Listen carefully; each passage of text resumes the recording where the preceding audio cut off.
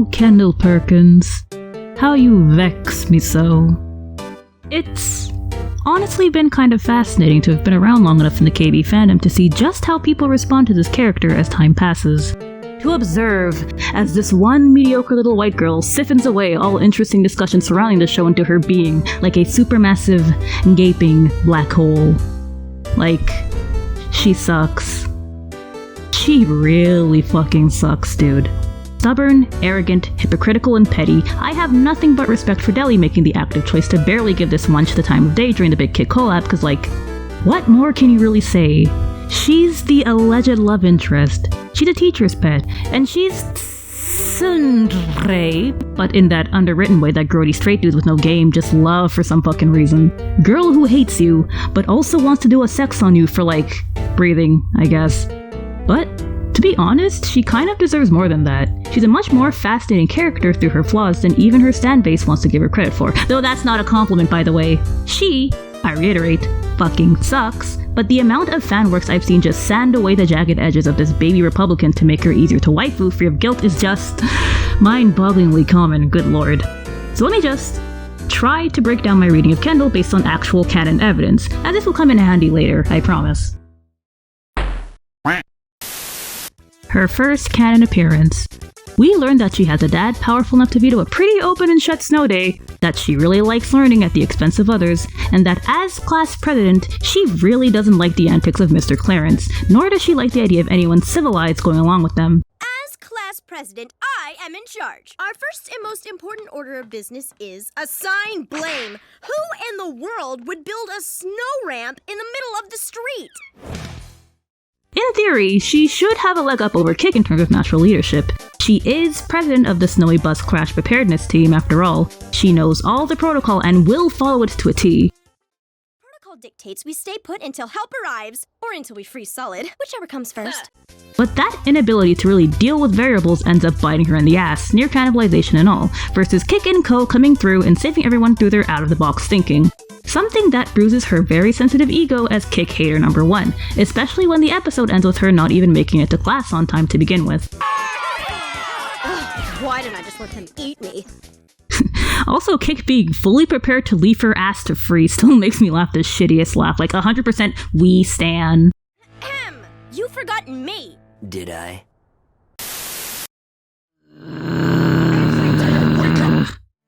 Fucking loser sits in a movie theater watching French New Wave cinema all by herself, which I guess hints to her I can fix him understanding of romance. You love the nuanced French cinema of Marcel Pompeau? Sure, I love all that mushy stuff. So when that stupid enforced thing happens all forced and stupidly to keep safe from Pansy's wrath, the fact that Kendall is genuinely receptive to her enemy's dislike of her being him hiding his secret hetero feelings for her behind a thick veneer of contempt is definite food for thought, so put a pin in that.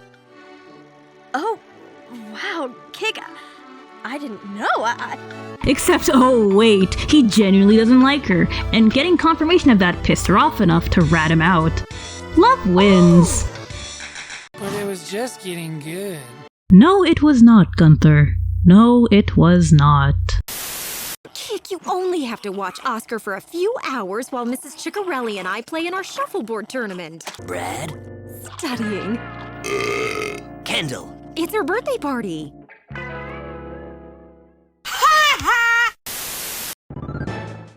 We see more of the Kendall-Kick dynamic at its most enjoyable. Kendall, in her natural element of academic showboating, having to put up with Kick's buffoonery as they butt heads over his report on totally real surf guy, Dead Man Dave. Objection! Mrs. Fitzpatrick, this circus is a waste of educational resources. This report makes no sense! Like, it offends her, on a cosmic, night, unflappable level, that Kick can do his report with such confidence when it seemingly has more holes in it than whatever was up with his constant wardrobe malfunctions this season. And really, it shouldn't matter. Like, we know the girl's probably aced the shits and then some, but Kick flying in the face of her notions of legitimacy just pisses her off enough that she just has to say something, you know? Will someone please stop this insanity? A giant queen rat, you say? What you're describing is biologically inconceivable! Axle grease from Dave's boards causes extreme growth in rats. It's called science, Kendall. This is my daddy. He has the most interesting job. Tell them what you do, Daddy. Well, I'm an actuary. An actuary is a business professional dealing in the financial impact of risk and uncertainty. Actuaries have a deep understanding of financial security systems, with a focus on their complexity, their mathematics, and their mechanisms. Actuaries evaluate the likelihood of events and quantify the contingent outcomes in order to minimize losses, both emotional and financial. Papa's biggest stan. Yars, king. Crunch those numbers. Slay. Oh, hey, Kendall, nice top. How dare you compliment me? Kick compliments her sweater in a state of pure blue screen despair after losing his helmet. And the very thought of him saying anything nice to her is so discombobulating, it leads to a no-touch joke. Twice! Hey, look, it's a girl. I hate it here! Once again, it's her responding to, any inkling of Kick's dislike of her being some kind of front, and the funniest fucking payoff to that ends up being... Clarence! Look, I'm wearing your favorite top. Kendall, this is my favorite top. Me too, bestie.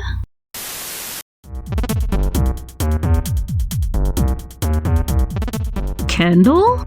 Biting Kick's entire aesthetic for easy internet clout once the poor boy gets addicted to the thought of trending at least once online?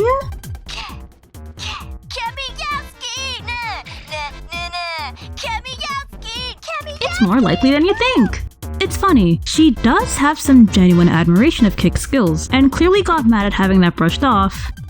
I know all about awesomeness. You wouldn't know awesomeness if it slapped you across the face and said, "Look at me, I'm awesomeness." Well, maybe I'm more awesome than you think. But needing to one-up him using half the effort was kind of a dick move. Okay, the internet. You want cats? I don't get it, but I'm gonna give you cats!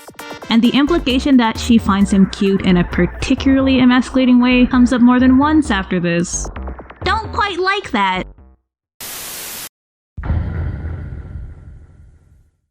You know, I actually don't mind this one.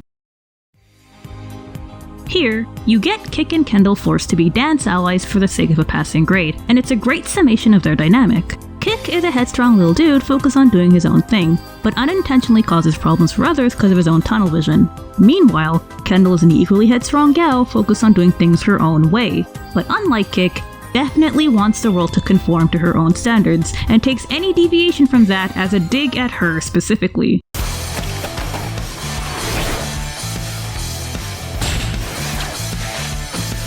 What a wonderful day to make money.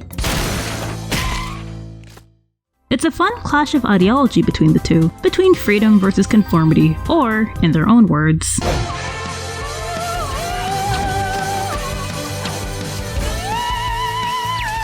That's It!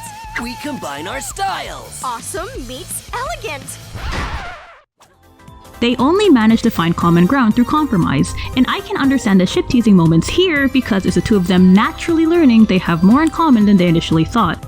Kendall sees Kick's intuitiveness and flexibility in action, and Kick sees Kendall's quick thinking and willingness to while out and experiment. And while they aren't outright tonguing each other by the end of the episode, they still vocally dislike each other, and watching them bicker is still unreasonably funny. There genuinely was a good basis here for them to slowly warm up to each other in a way that felt appropriate given their past history. Wait, she's dating Ronaldo now?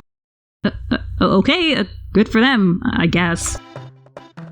We get some Li Ping levels of prank sparring against Kick to get him expelled from school for his stunts, and both Kendall and Ronaldo have reason to want him gone, since he unwittingly caused problems for them as per usual. But it turns out... Oh, don't worry about Clarence. So far, our little secret is safe.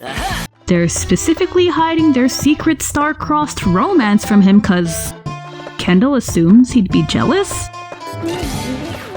They should have a lot in common. They're both overachieving, egghead-ass bitches who both dislike Kick. Plus, Ronaldo himself looks at Kendall like she manifested the moon and stars, and has the wife guy swagger to make that endearing.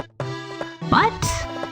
My darling, I wrote you a poem using only zeros and ones. You're the worst secret boyfriend ever. Kendall doesn't seem all that enthused. I wonder what that could mean, her not being able to hold interest in a guy who's actively interested in her. I truly wonder. But yeah, that's Kendall Perkins as of Season 1. pretty basic, stick-in-the-mud, snooty McSmarty pants that has the potential to let loose and be chaotic, but still clings to social expectation because that's all she really knows. In any other show, the end of the season would be the start of her learning to find that balance of awesome and elegant, and her and Kick would start to warm up to each other throughout the season as Kendall loosens up and gives him the time of day, while Kick would grow to see her as more than just the no-fun know-it-all out to put him in his place, where they would start to come together as a show of mutual respect and admiration, thus recontextualizing their dynamic as something healthy. Bitches be shopping.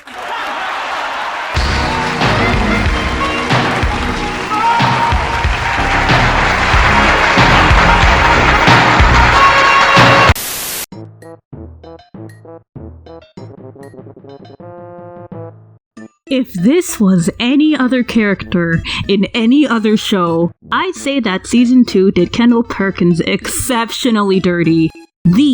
I cannot stress this enough, amount of concentrated fuckery this one child manages to pull for the sake of her terminal one-itis is just mind-boggling. Repeated infidelity, sexual harassment, creepy forced femme shit, and all of that on top of her two-faced behavior, all of that for the sake of humiliating Kick and building herself up.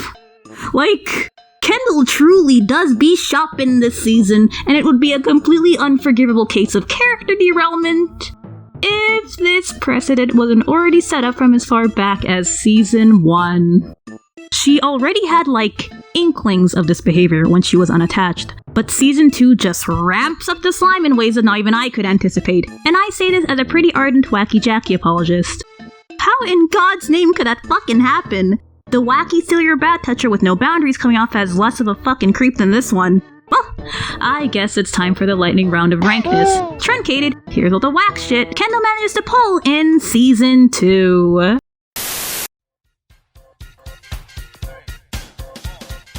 At least the worst is behind me.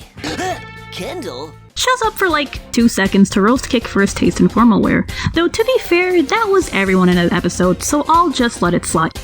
Wait, what was she even doing at the short and squat anyway? Kendall, dearest, will you please tell me what you did to get attention? Nothing. Just a misunderstanding with my favorite pink pen. Homie, you are literally in a fucking relationship. Holds the kids of Meadowbrook hostage for her dumb little Halloween presentation, pulls her usual let's rag on Kick gestures, and ends up being the one to goad Kick into trick-or-treating at that one scary house no one goes to. Pretty mild for her in the grand scheme of things. A lot of people get hurt. Don't worry, Gunther. If you see any ghosts, your ballerina costume will scare them away. I'm Thor Thorson! My nigga, that was a whole-ass microaggression, excuse me? Though, at least Ronaldo stayed loyal to the end to hear her boring presentation. God, he could do so much better.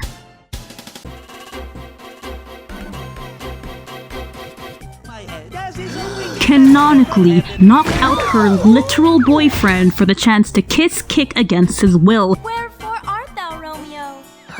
I could have sworn I put that peg in tight. Dear me, how did this come loose? And now for that kiss. Are you seeing this shit, Applejack? Get help. Dog, that is not consent. Bad touch. Bad touch.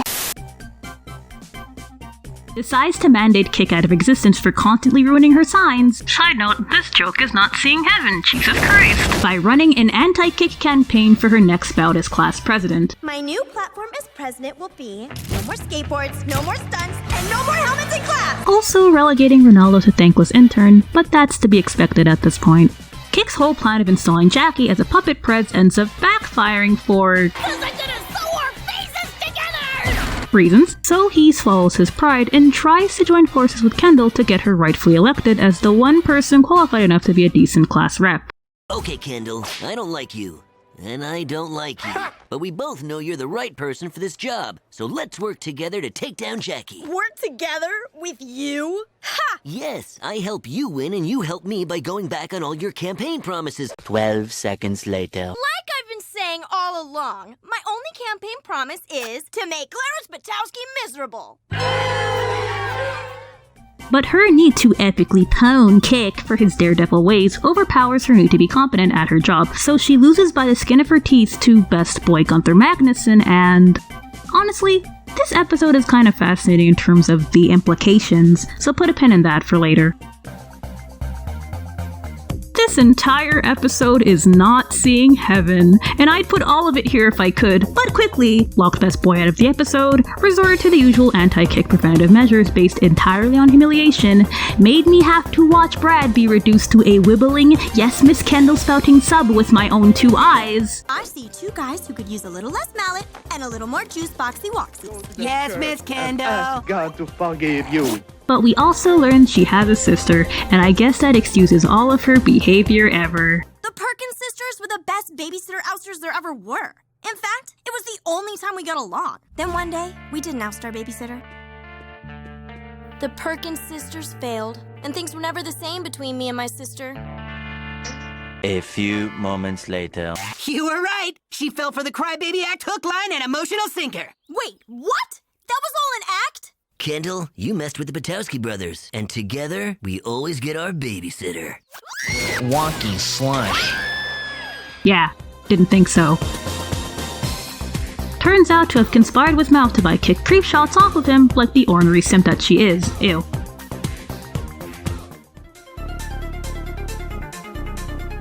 Hatred. Memes herself into besting Kick at a stunt he was just about to do. Nails it! And becomes the talk of the town. Speaking of second, how does it feel to be Mellowbrook's number 2?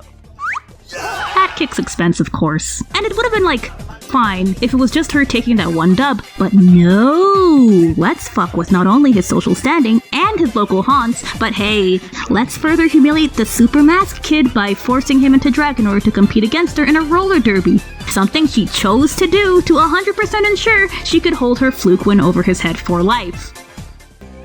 I choose roller derby. Deal. Deal. But you do realize you have no chance of beating me. Because roller derby is for girls only. And for added rancid, Uno reverse carded Kick's strategy of repulsing the derby lesbians by kissing him on the cheek and while in drag, because this entire goddamn episode is a psychosexual nightmare. Get me out of here! Yeah, and I think that should be it. Am I forgetting anything? Except, where's Kick Batowski? Who are you? Kick couldn't make it, so he asked me to take his place. You can call me Kendall.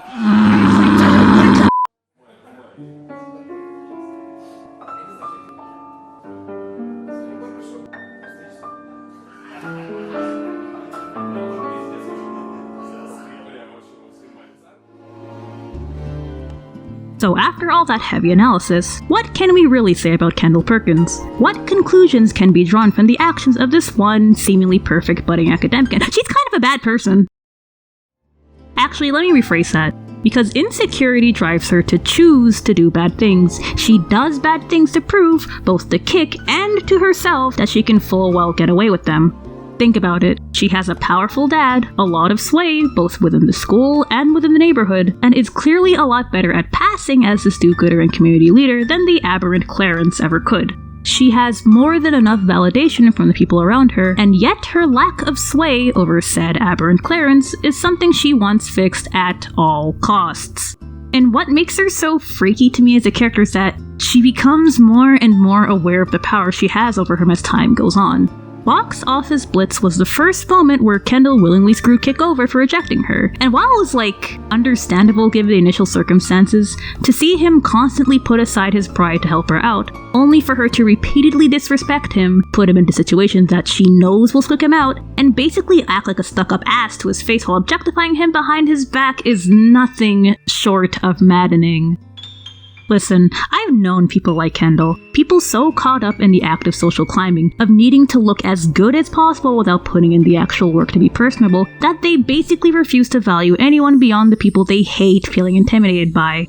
Their connections feel cheap and opportunistic. There's always this undercurrent of disdain and contempt in their interactions with those not matching their nonsensically high standards, and they never seem to put two and two together and realize that they're preaching to the wrong choir with their asocial bullshit. But even that becomes more deranged against her literally dating Ronaldo. You know, an intellectual equal who clearly adores her and values her presence and would clearly do anything to make her happy.